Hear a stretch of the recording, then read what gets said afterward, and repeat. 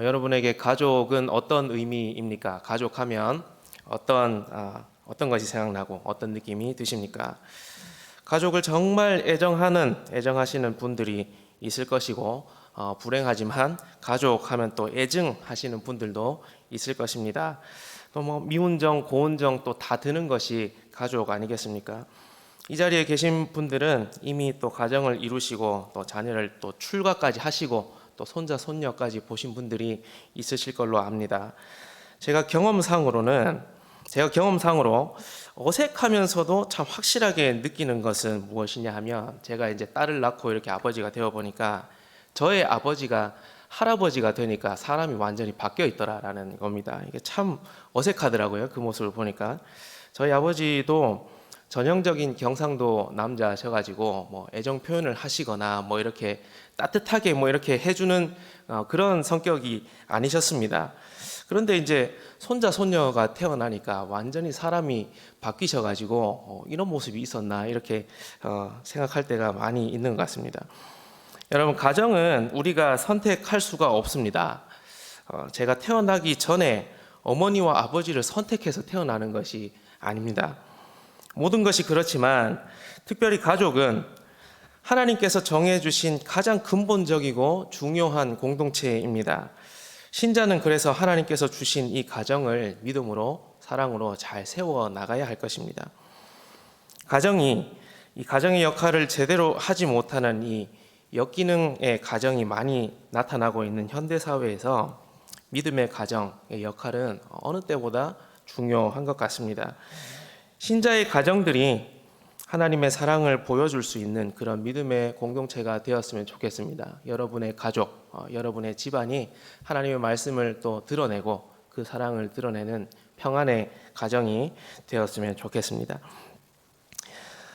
유대의 종교 지도자들은 예수님과 항상 갈등 관계 속에 있었습니다. 갈등 가운데 많은 시간을 보냈죠. 유대의 종교 지도자들로 대표되는 그 바리새인, 또 사두개인, 서기관들, 이들은 예수님의 사역에 계속해서 딴지를 거는 사람들이었습니다. 시간이 지나면서 그들은 예수님의 목숨까지 위협할 정도로, 그리고 실제로 또 십자가의 못을 박았으니까 예수님의 목숨을 위협할 정도로 굉장히 반대편에 서 있는 무리들이었습니다. 예수님도 여러분, 인간의 몸을 입고 이 땅에 오셨기 때문에 육신의 가족이 있었습니다. 그렇지 않습니까? 하나님이신 예수님께서 인간의 몸을 입고 이 땅에 오신 것은 우리에게 너무나 큰 은혜입니다. 육신을 입고 이 땅에 오신 하나님이신 예수님은 인간이 겪을 수 있는 모든 고통을 이 땅에서 다 겪으셨습니다. 인간을 향한 예수님의 사랑은 인간의 어떤 모든 연약함을 직접 다 경험하신 그런 사랑이신 것이죠. 이 사랑은 태어나면서부터 어려움을 한 번도 경험하지 못한 어떤 부유한 사람이 길거리에서 지내는 그런 가난한 사람들을 보면서 느끼는 그런 동정의 마음이 아니다라는 것입니다. 우리를 향한 예수님의 사랑은 머나먼 하늘에 있는 신이 인간을 향해 가지는 그런 동정이 아니다라는 말씀입니다.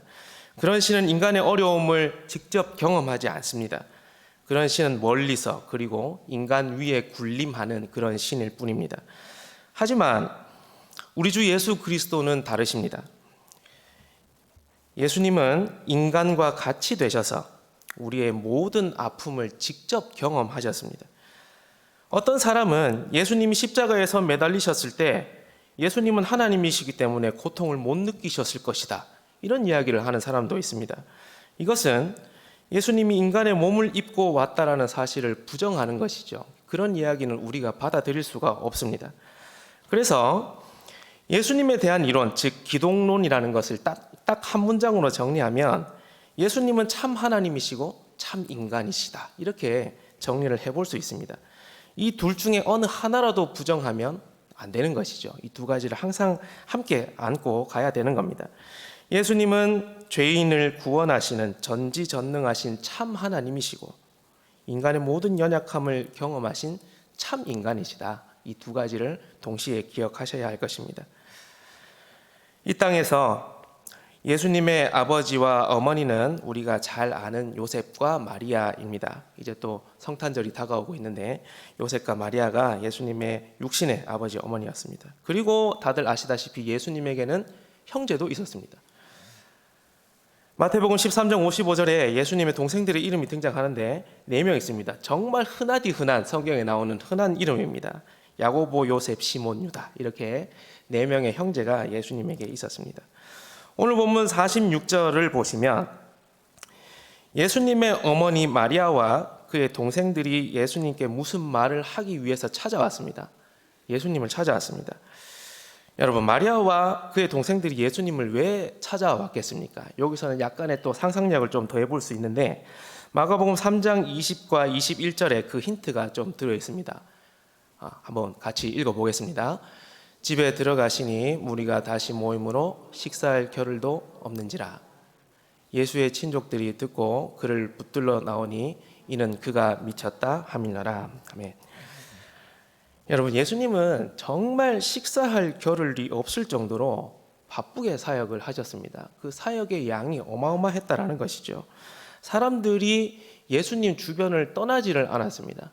해외에 계시는 선교사님들 이야기를 조금씩 들어보면 그 선교사님 집에 거기 있는 현지인들이 매일 찾아와가지고 너무 피곤하다 이런 이야기를 들은 적이 있습니다. 뭐 밤이 돼도 아침 돼도 계속 찾아와서 뭐 밥 먹고 교제하고 뭐 이러고 있으니까 좀 그것 때문에 많이 힘들다 이런 고백을 들어본 적이 있습니다.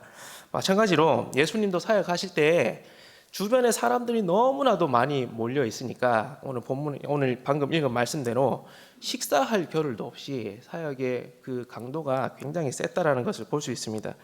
예수님은 그 당시 온 이스라엘에서 가장 핫한 인물이었습니다. 가장 화제의 중심에 있는 인물이었습니다. 그런데 가족의 입장에 있어서는 예수님에 대한 이런 소문이 많이 들리는 게 마냥 기쁜 소식만은 아니었던 것 같습니다. 걱정이 되었던 것이죠. 예수님의 친족들 중에는 예수님을 붙들어서 집으로 데려오고 싶어하는 사람들도 있었던 것 같습니다. 인간적인 입장에서 봤을 때 가족들은 예수님이 종교 지도자들과 대립각을 세우면서 다니는 것이 심하게 걱정이 되었을 것입니다. 아직 예수님의 가족들은 이 예수님이 죄인을 구원하러 온 메시아다라는 것을 아직 확실하게 인지하지 못하고 있는 상태입니다.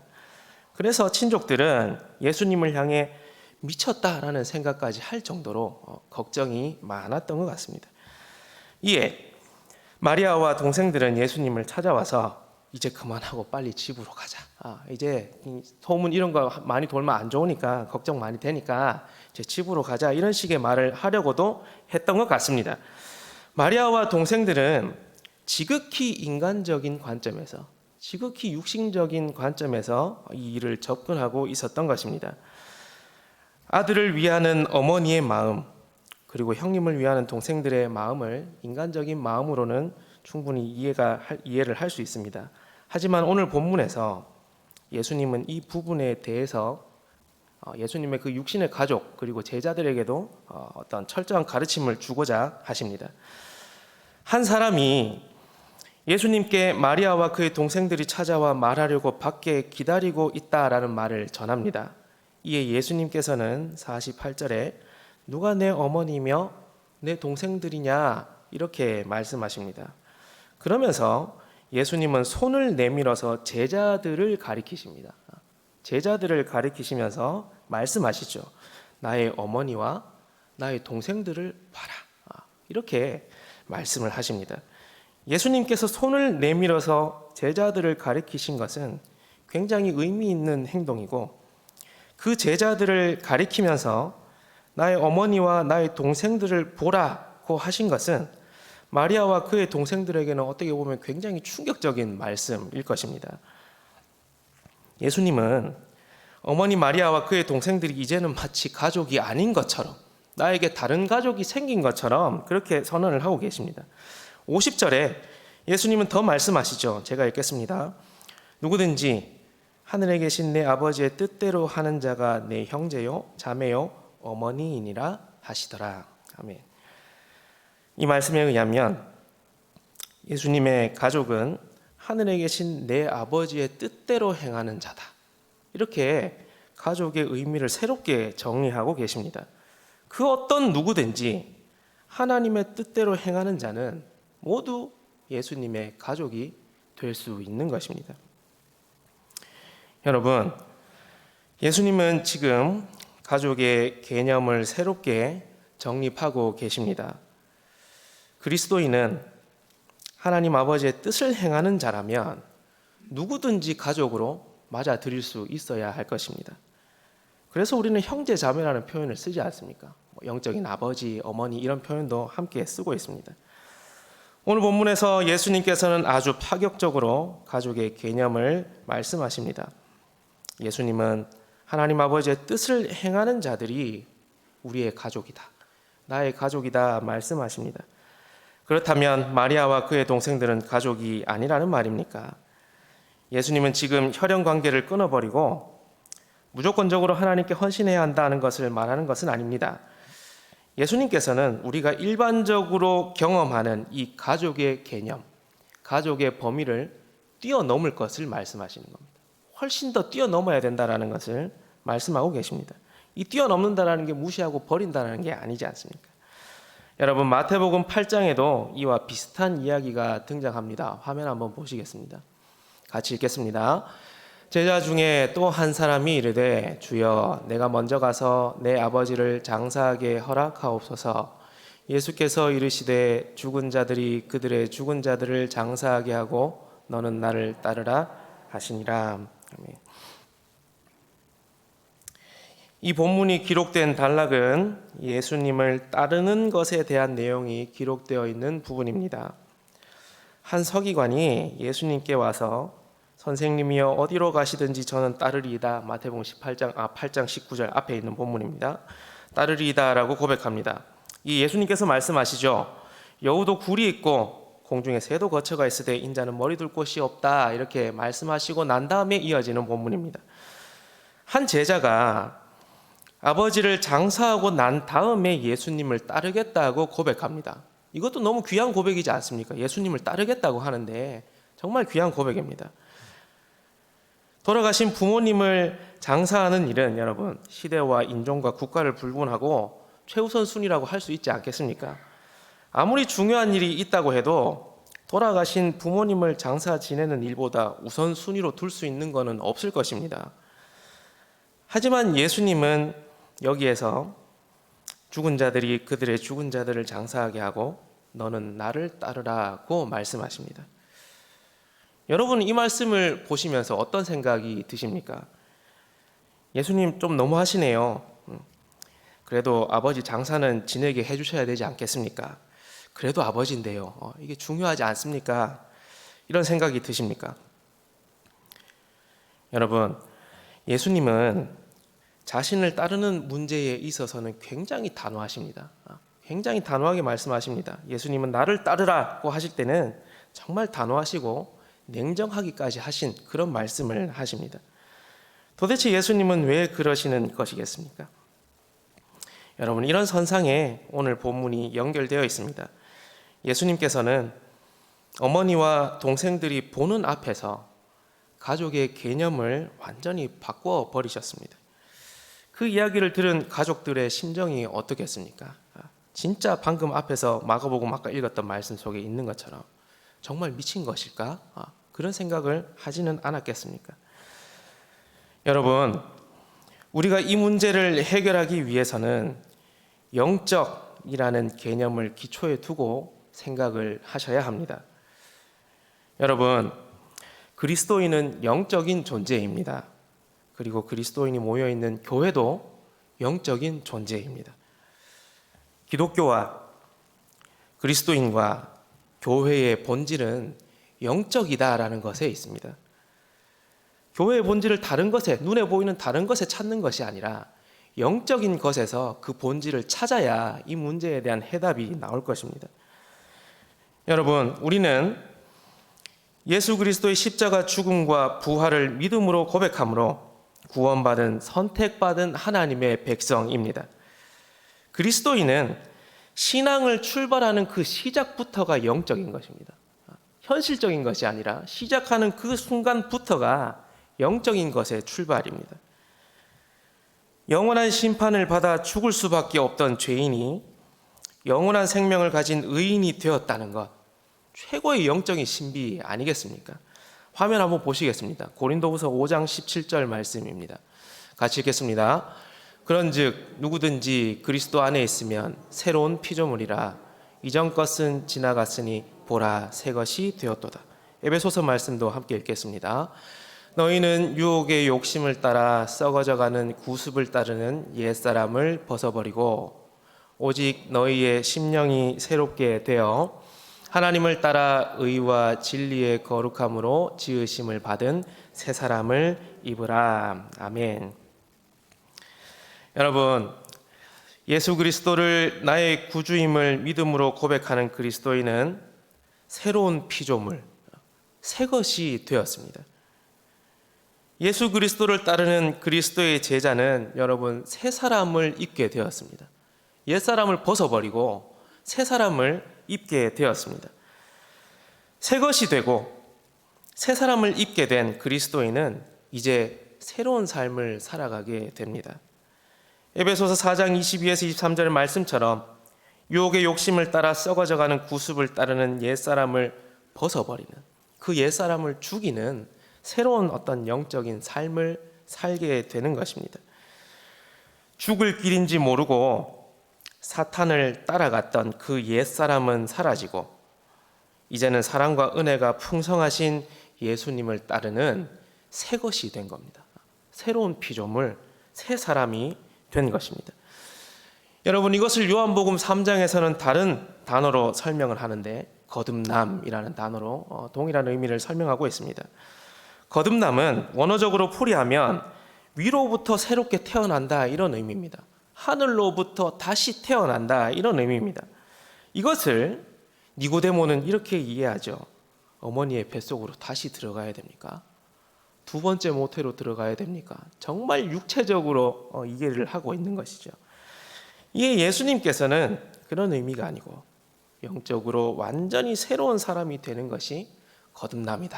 하늘로부터 다시 태어난 사람이 거듭난 사람이다 말씀하는 것이죠. 그러면서 예수님 말씀하십니다. 이렇게 거듭나지 아니한 사람은 하나님 나라에 들어갈 수 없다라고 말씀하시는 것이죠. 그리스도인이 신앙생활을 하면서 겪게 되는 변화의 본질은 여러분 모두 영적인 것입니다. 그리스도인에게 일어나는 변화는 겉으로 보이는 것이지만 그 본질은 우리의 내면에서 일어나는 영적인 변화가 우리의 그 본질인 것입니다. 교회는 옛사람을 버리고 새 사람을 입은 자들이 모여 있는 곳입니다. 그러니 당연히 교회의 본질도 영적인 것이죠. 하나님의 크고 놀라운 은혜 없이는 설명이 되지 않는 것이 이 영적인 신비인 것입니다. 여러분, 오늘 본문 마태복음 12장 50절 다시 한번 읽어봤으면 좋겠습니다. 같이 읽겠습니다. 누구든지 하늘에 계신 내 아버지의 뜻대로 하는 자가 내 형제요 자매요 어머니이니라 하시더라. 아멘. 예수님께서는 가족의 개념을 새롭게 정리하시면서 가족의 기준을 알려주십니다. 그 기준이 무엇입니까? 하늘에 계신 아버지의 뜻대로 행하는 자입니다. 이것이 옛사람을 버리고 새 사람을 입은 영적인 가족의 기준인 것입니다. 그렇기 때문에 그리스도인에게 가족의 개념은 이 땅에서의 육적인 기준을 훨씬 뛰어넘는 것입니다. 그리스도인에게 가족은 자연적인 출생을 뛰어넘는 그런 영적인 개념임을 기억하셔야 할 것입니다. 사랑하는 우리 동흥회 성도 여러분, 우리는 모두 가족입니다. 그래서 예수 그리스도의 가족이고 영적인 가족들입니다. 친구와 선배와 후배, 동역자를 뛰어넘는 신비한 가족입니다. 우리는 생물학적으로 피는 한 방울도 섞이지 않았습니다. 피는 한 방울도 섞이지 않았지만 우리는 영적으로 어떻습니까? 예수 그리스도의 피를 공유하고 있지 않습니까? 예수 그리스도의 살과 피를 먹지 않습니까? 먹고 마시는 존재들이지 않습니까? 육체적으로 생물학적으로 피를 공유하고 있지는 않지만 우리는 영적으로 그리스도의 살과 피를 먹고 마심으로 공유하고 있는 가족인 것입니다. 에베소서 4장 16절은 예수 그리스도와 그리스도인과 교회가 어떻게 연결되어 있는지를 잘 보여주고 있습니다. 같이 읽겠습니다. 그에게서 온 몸이 각 마디를 통하여 도움을 받음으로 연결되고 결합되어 각 지체의 분량대로 역사하여 그 몸을 자라게 하며 사랑 안에서 스스로 세우느니라. 아멘. 여러분, 교회의 머리는 우리 주 예수 그리스도이십니다. 그리고 교회는 한 몸입니다. 그리고 그리스도인은 그 몸의 지체들이죠. 머리이신 예수님과 연합된 몸인 교회와 그리고 그 지체들 그리스도인은 예수님으로부터 나오는 사랑과 은혜로 세워지는 것입니다. 예수님으로부터 나오는 것들로 이렇게 연결되고 결합되어서 세워져 나가는 것이죠. 이것은 각각의 그리스도인 모두가 경험하고 있는 일들입니다. 그들이 모여서 교회를 이루게 되고 하나님의 뜻대로 행하는 삶을 살게 됩니다. 그렇게 가족이 되는 거죠. 그렇게 예수님께서 말씀하시는 가족이 되는 것입니다. 여러분, 너무나 영적이고 신비롭지 않습니까? 그리스도인은 눈에 보이지 않는 것이 눈에 보이는 것을 결정하는 그런 세계를 사는 사람들입니다. 히브리서 11장 1절에 믿음은 바라는 것들의 실상이요 보이지 않는 것들의 증거라고 말씀했습니다. 믿음은 눈에 보이지 않는 그 영적인 신비한 세계를 이 땅에 보이게끔 하며 사는 그런 것입니다. 우리 눈에 보이지 않는 예수님의 사랑이 그리스도인의 믿음을 통해 이 땅에 현실로 나타나게 되는 것입니다. 그래서 믿음은 그리스도인의 소망의 토대입니다. 그리고 소망하는 바가 허상으로 끝나지 않고 실제로 이루어질 것임을 보여주는 보증수표가 바로 믿음인 것입니다. 여러분, 저는 이 땅의 교회 그리고 동훈교회에 대한 믿음이 있습니다. 동훈교회는 예수님께서 말씀하시는 가족이 되었다고 믿습니다. 저는 믿고 여러분도 함께 그렇게 고백하실 것입니다. 그리스도의 교회는 혈연으로 맺어진 가족을 뛰어넘는 예수 그리스도 안에서 연합된 영적인 가족이다 라는 것을 우리가 함께 믿음으로 고백하는 것입니다. 여러분, 믿음은 눈에 보이지 않는 것을 현실로 실현하는 것이라 했습니다. 우리는 입으로는 가족 이야기하면서 그리고 말로만 그리고 머릿속으로 개념으로만 남아있는 그 가족을 이야기해서는 절대로 안 될 것입니다. 기독교가 세상 사람들에게 비판받을 때 보통 이런 것 때문에 많이 비판을 받습니다. 말만 잘하고 실제로는 그렇게 하지 않는다라는 비판들을 많이 받게 되는 거죠. 사랑하는 동해 성도 여러분, 그리스도의 교회 안에서 예수님이 말씀하시는 이 가족을 꼭 경험하시길 바랍니다. 그리고 우리 성도님들이 그런 가족이 되기 위해서 예수님께 간절히 기도하셨으면 좋겠습니다. 저는 육신의 가족에서 경험할 수 없었던 가족을 교회에서 경험했습니다. 제가 고등학교 2학년 때 얼떨결에 고등부 총무가 되었습니다. 그렇게 총무가 되고 나서 교회 친구라는 것을 처음 사귀어 봤습니다. 제가 모태신앙이긴 했지만 예배만 드리고 집에 가는 사람이었기 때문에 얼떨결에 그냥 고2 때 총무가 되었고, 그때부터 뭐 어쩔 수 없이 뭐 회의도 해야 되고 뭐 일도 해야 되니까 교회 친구들을 처음 사귀어 봤습니다. 근데 참 감사한 게 동네 친구들과는 너무 달랐습니다. 그들이 저희 동네 친구는 다 예수님 안 믿는 사람들이거든요. 동네 친구들과는 많이 달랐습니다. 동네 친구들의 세계는 약육강식이거든요. 어떻게 하면 내가 더 잘 나가나, 어떻게 하면 내가 더 힘이 세나, 뭐 이런 거 가지고 막 노는데, 그런데 교회 친구들은 참 좋았습니다.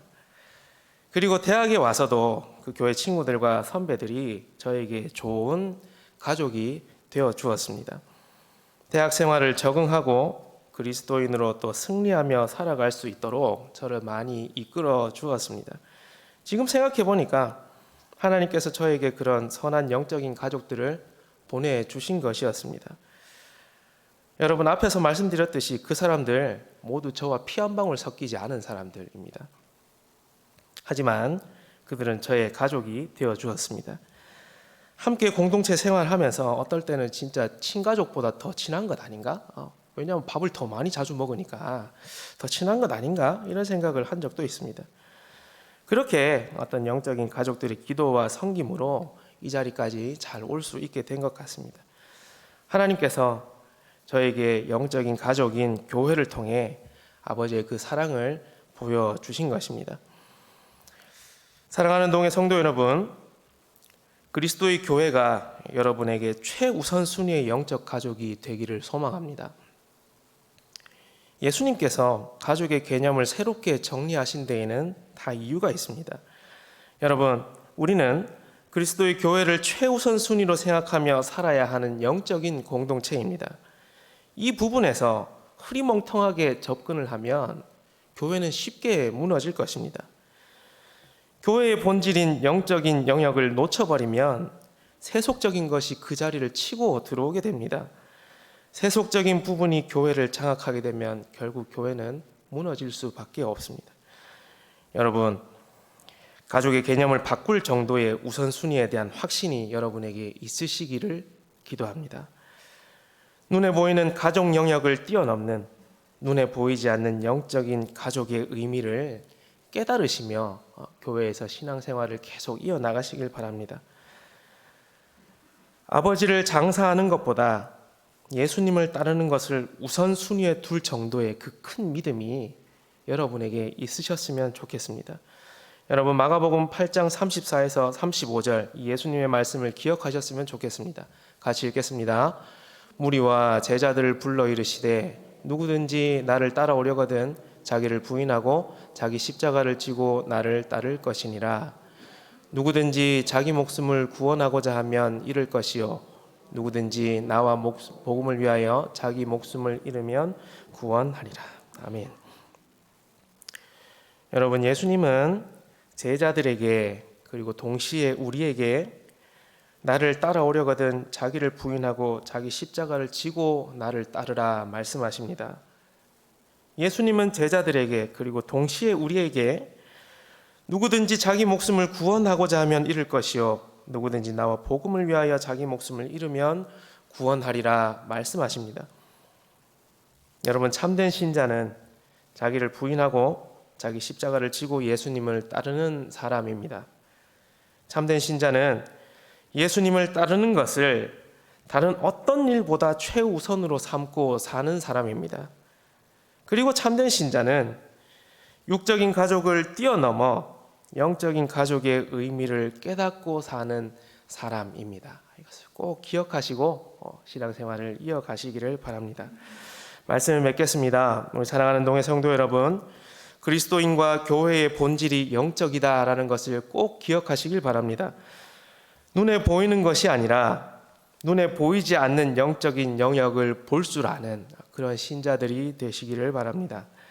눈에 보이지 않는 천상의 교회를 바라보며 살 수 있는 그런 믿음의 신자들 되시기를 소망합니다. 여러분, 우리는 한 가족이라는 것을 꼭 기억하셨으면 좋겠습니다. 기도하겠습니다.